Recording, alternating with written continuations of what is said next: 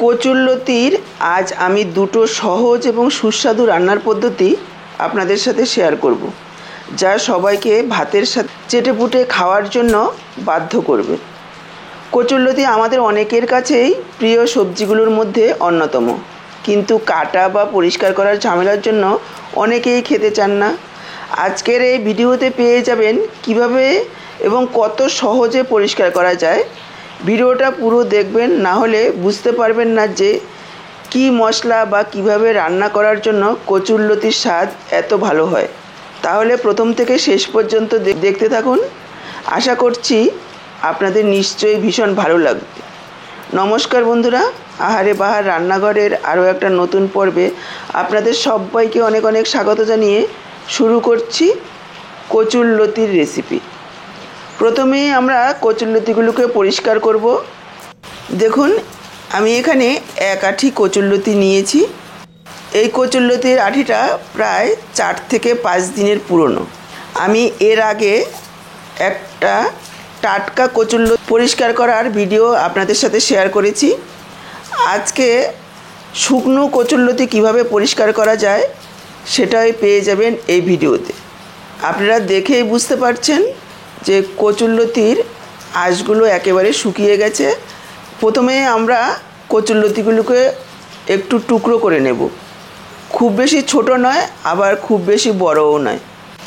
এমনভাবে টুকরোটা করতে হবে যে আমরা যে পাত্রে রাখবো সেই পাত্রের ভেতরে যাতে ঢুকে যেতে পারে। দেখুন, মনে হচ্ছে কচুরলতির টুকরোগুলোকে আরও একটু ছোট করতে হবে। আমি আরও একটু ছোট করে যাতে পাত্রের ভেতরে ভালোভাবে ঢুকে যেতে পারে সেইভাবে করে নিচ্ছি। এবার আমি এখানে নিয়েছি গরম জল। দেখেই বুঝতে পারছেন ধোয়া ওঠা গরম জল নিয়েছি, খুব বেশি ফোটানো নয়। এবার এই গরম জলের মধ্যে কচুরলতিগুলোকে মোটামুটি 15 থেকে 20 মিনিট ভিজিয়ে রাখবো বা ঠান্ডা হওয়া পর্যন্ত ভিজিয়ে রাখবো। এই সময়ে আমরা একটা মশলা রেডি করে নিচ্ছি।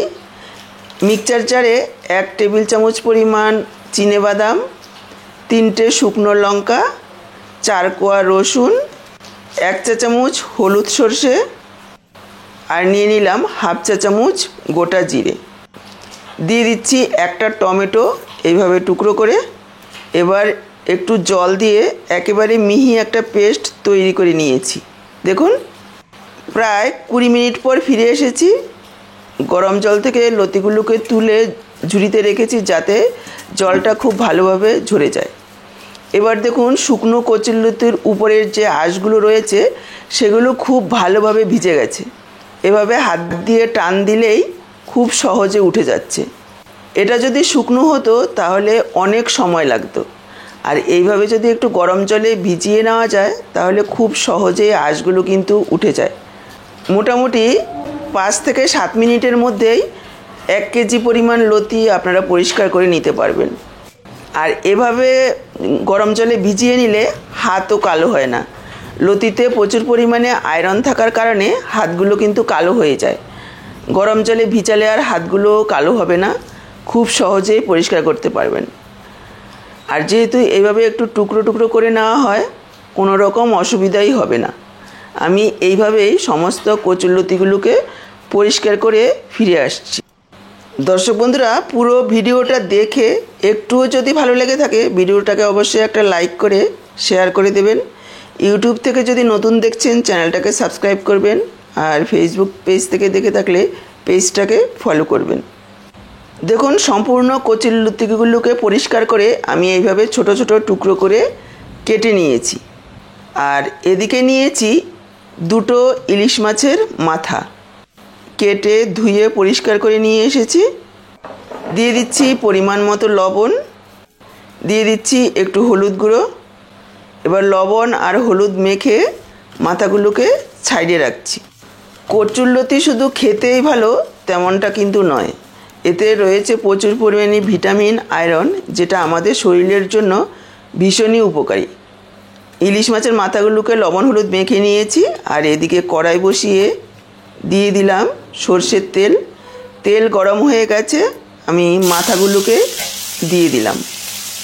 এখন বর্ষার সময় প্রচুর পরিমাণে ইলিশ মাছও যেমন পাওয়া যাচ্ছে, বাজার ভর্তি কচুরলতিও রয়েছে। কচুরলতি আর এই ইলিশ মাছের মাথার যুগলবন্দিটা ভীষণ টেস্টি হয়। আপনারা হয়তো অনেকেই খেয়েছেন, যারা খাননি অবশ্যই একবার এই পদ্ধতিতে রান্না করে খেয়ে দেখুন, সারা জীবন মনে থাকবে। দেখুন, ইলিশ মাছের মাথাগুলোকে ভেজে তুলে নিয়েছি। খুব বেশি কড়া নয়, হালকা করেই ভাজতে হবে। তারপর বাকি যে তেলটা রয়েছে তার মধ্যে আমি দিয়ে দিলাম হাফ চা চামচ কালো জিরে, 3টে চেরা কাঁচা লঙ্কা। লো ফ্লেমে কয়েক সেকেন্ড ভেজে নেওয়ার পর এখানে আমি যোগ করে দিলাম কেটে রাখা কচুরলতি। তবে পুরোটা কচুরলতি কিন্তু আমি এখানে যোগ করিনি, অর্ধেকটা পরিমাণ কচুরলতি দিয়েছি। আর দিয়ে দিলাম পরিমাণ মতো লবণ আর একটু হলুদ গুঁড়ো, আর দিয়ে দিচ্ছি একটু লাল লঙ্কার গুঁড়ো। ঝালটা আপনারা নিজেদের পরিমাণ মতো দেবেন। এবার 2 থেকে 3 মিনিট মিডিয়াম ফ্লেমে একটু ভেজে নেব কচুরলতিগুলোকে। দেখুন, প্রায় 3 মিনিট মতো কচুরলতিগুলোকে ভেজে নিয়েছি। এবার আমি যোগ করে দিচ্ছি জল। এটা কিন্তু খুব বেশি ঝোল হবে না, একেবারে মাখো মাখো হবে।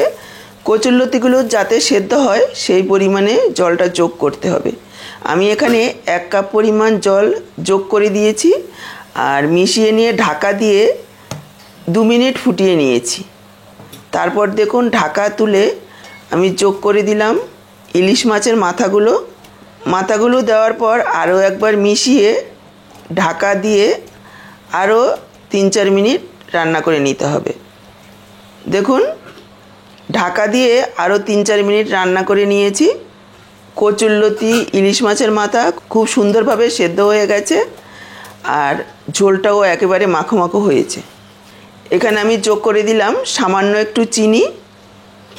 এতে মিষ্টি হবে না, স্বাদটা খুব ভালো হবে। আপনারা যারা চিনি পছন্দ করেন না তারা স্কিপ করবেন। আরও একবার মিশিয়ে নিয়েছি আর কিছু সময় একটু ফুটিয়ে নিলাম। তৈরি হয়ে গেল ইলিশ মাছের মাথা দিয়ে খুব সহজ পদ্ধতিতে দারুণ টেস্টি একটা রেসিপি। গরম গরম ভাতের সাথে একবার এইভাবে খেয়ে দেখুন, আশা করছি এর স্বাদ সারা জীবন মনে থাকবে। একেবারে অল্প মশলায় অল্প উপকরণে। এবার আমি আরও একটা কচুরলতির রেসিপি আপনাদের সাথে শেয়ার করছি। দেখুন, একটা ফ্রাই প্যানে 2 টেবিল চামচ পরিমাণ তেল গরম করে নিয়েছি। দিয়ে দিলাম একটা কুচনো পেঁয়াজ মিডিয়াম সাইজের আর একটু লবণ দিয়ে দিয়েছি। পেঁয়াজগুলোকে ভেজে নেব। 2 থেকে 3 মিনিট সময় নিয়ে মিডিয়াম ফ্লেমে এভাবে নাড়াচাড়া করে পেঁয়াজগুলোকে ভাজবো। খেয়াল রাখবেন যাতে একদিকে পুড়ে গিয়ে আরেক দিকে কাঁচা না থেকে যায়। একটু নাড়াচাড়া করে ভাজতে হবে। দেখুন, হালকা লালচে করে ভেজে নিয়েছি। এর থেকে আর বেশি ভাজার প্রয়োজন নেই। এবার আমি প্রথমেই যে মশলাটা পেস্ট করে রেখেছিলাম সেই মশলাটা যোগ করে দিলাম। সাথে দিয়েছি হাফ চা চামচ হলুদ গুঁড়ো। এবার পুরো মশলাটাকে প্রায় 3-4 মিনিট সময় নিয়ে খুব ভালোভাবে কষিয়ে নেব, যাতে কোনো রকম কাঁচা গন্ধ না থাকে। এখানে যত ভালোভাবে মশলাটা কষানো হবে ততই কিন্তু টেস্ট ভালো আসবে।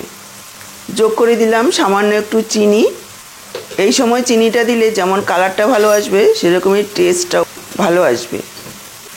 তারপর দেখুন, মশলাটাকে খুব ভালোভাবে কষিয়ে নিয়েছি। এবার আমি যোগ করে দেব কচুরলতি। কচুরলতিটা দেওয়ার পর খুব ভালোভাবে মিশিয়ে নিতে হবে আর মশলার সাথে 2 থেকে 3 মিনিট কষিয়ে নিতে হবে।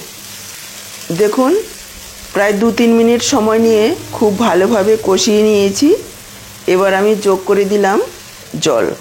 এখানেও অল্প পরিমাণেই জল দেব। আরও একবার মিশিয়ে নিলাম। এবার ঢাকা দিয়ে আরও 3-4 মিনিট রান্না করে নেব, যাতে কচুরলতিগুলো খুব সুন্দরভাবে সেদ্ধ হয়ে যায়। দেখুন, ঢাকা দিয়ে 3-4 মিনিট রান্না করে নিয়েছি। সুন্দরভাবে কচুরলতিগুলো সেদ্ধ হয়ে গেছে। তৈরি হয়ে গেছে আরও একটা কচুরলতির রেসিপি। গরম ভাতে পরিবেশন করার জন্য একেবারেই প্রস্তুত। কচুরলতির 2টো রেসিপি সহজ এবং সুস্বাদু রান্না। একবার ট্রাই করলেই বুঝতে পারবেন যে এটা কতটা সুস্বাদু হতে পারে। আশা করি আপনাদের এই রেসিপি পছন্দ হয়েছে। আপনাদের মতামত জানাতে ভুলবেন না। ভিডিওটি দেখার জন্য অসংখ্য ধন্যবাদ। আহারে বাহার রান্নাঘর চ্যানেলটাকে সাবস্ক্রাইব করতে ভুলবেন না। তাহলে এখানেই বিদায় নিচ্ছি। আবার ফিরে আসবো নতুন কোনো সুস্বাদু রেসিপির সাথে।